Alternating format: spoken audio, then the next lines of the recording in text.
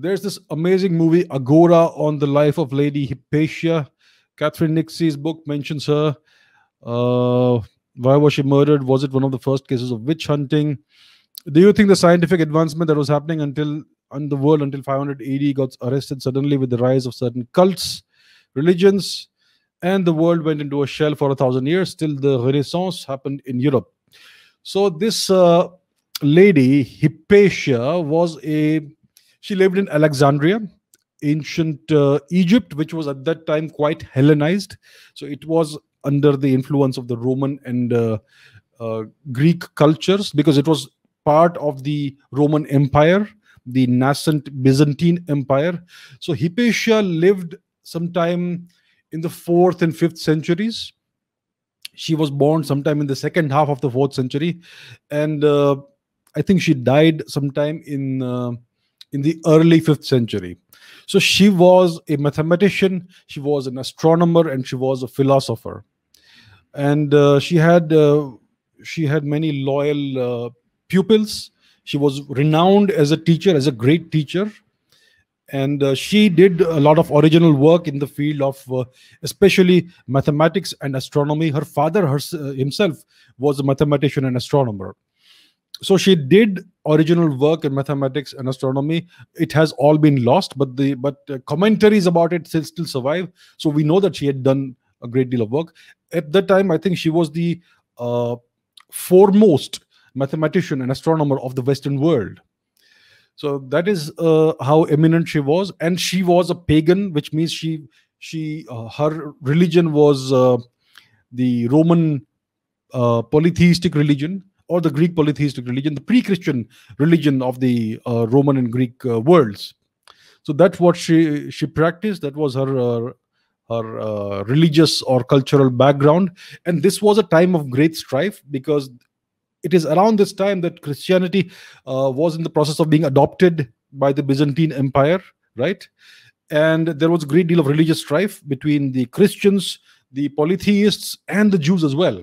So Alexandria was one of the flashpoints of this crisis. There was a great deal of political intrigue going on between the Roman governor, between the Christian religious uh, leadership, and also between the Jews, and between the polytheists who were the original who practiced the original culture of the region.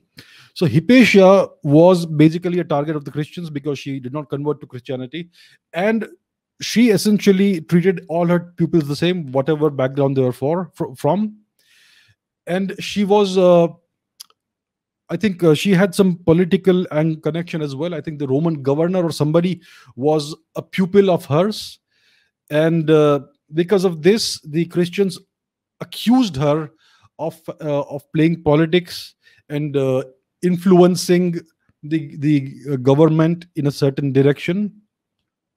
And I think at some point she was accused of witchcraft, and so because of all these things, she became a target of the Christian fanatics.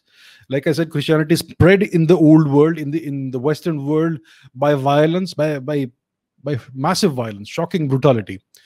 And so they targeted her, and in the year 415, I think, she was dragged out of her carriage and she was murdered in the most horrific manner by a Christian mob. So it could be considered to be one of the first cases of witch hunting.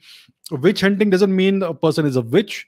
It means that this person is targeted for elimination or for persecution because of their religious beliefs, which don't align with Christianity. So this is one of the one could say one of the first recorded examples of a person being targeted by Christians for not practicing Christianity. So yes, so about a second question, the scientific advancement that was happening in the world until this time, because of people like Hypatia and other scholars and philosophers and scientists and mathematicians, astronomers, all this was suddenly arrested with the spread of Christianity. They went after all old knowledge because it was dangerous for them. They wanted their new set of laws and rules and their new book to become the only authority in the world. So they went after all old knowledge. The old knowledge was in the fields of medicine, in the field of science, astronomy, mathematics, philosophy. All of that was targeted people like Hypatia were prime targets. First of all, she was a woman, and secondly, she was a torchbearer of the old culture. So Christianity also, the old Christians, the early Christians, they were all patriarchal. That is where this anger against the patriarchy is. That's why it is so great in the Western world, because their own history is full of misogyny and the targeting of women. So that's what happened. Hypatia was killed. Others like her were persecuted. They had to run off from Alexandria, and they were essentially basically eliminated from the entire Christian world.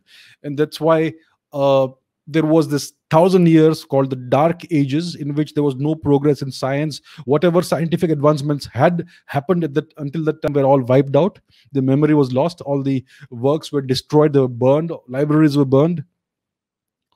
And that's how the European world, the Western world, went into 1,000 years, a millennium of the Dark Ages, where it was steeped in superstition and backwardness, and there was no progress at all. So it is the rise of Christianity that coincided with this darkening age that Catherine Nixie speaks about. So these are facts that are not really well known, and I think we need to discuss them more, because this helps us understand how the world evolved, and these are some of the forces that are still seeking to shape and mold the world, especially now in the East. So Christianity is basically very much on the decline in the West, and the West has essentially, the Western society is right now kind of lost. They have lost their moorings. It was Christianity that was their ideological and moral anchor point for about 1,500 years. Now they are in the process of rejecting it. Right? It's well known. Many Europeans and Westerners are now calling themselves atheists because they reject Christianity. And so it is being replaced by this new ideology right now, the so-called woke religion. So that's why we see so many confused people in the West right now. So Christianity is now trying to spread eastwards because it needs to stay alive, it needs to survive. So we need to understand how it spreads by studying its history, which is very well documented, so we can get an idea of the dynamics and mechanics of this of how it spreads.